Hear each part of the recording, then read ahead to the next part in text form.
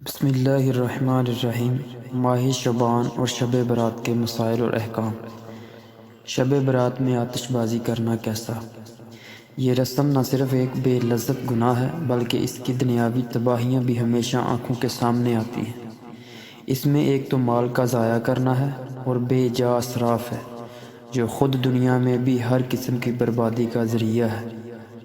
چنانچہ قرآن مجید میں ارشاد ہے کہ ترجمہ بے شک فضول خرچی کرنے والے شیطان کے بھائی ہیں، سورۃ الاسرار میں، اور اسراف نہ کرو کیونکہ بلا شبہ اللہ تعالیٰ اسراف کرنے والوں کو درست نہیں رکھتا، سورۃ الاعراف میں۔ بچوں کو آتش بازی، پھل چڑی اور پٹاخے پھوڑنے کے لیے پیسے دیے جاتے ہیں اور ان کو بچپن ہی سے اللہ تعالیٰ کے احکام کی خلاف ورزی کی مشق کرائی جاتی ہے۔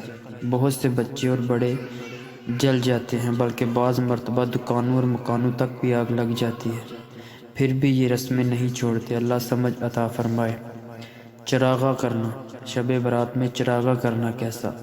بہت سی مسجدوں اور گھروں میں چراغ جلائے جاتے ہیں، کہہ کے روشن کیے جاتے ہیں، لائٹ کا اضافہ کیا جاتا ہے، بہت روشنی کی جاتی ہے۔ گھروں سے باہر دروازوں پر کئی کئی چراغ رکھے نظر آتے ہیں اور بعض جگہ مکانوں کی مڈیروں اور دیواروں پر قطار کے ساتھ چراغ جلا کر رکھ دیے جاتے ہیں۔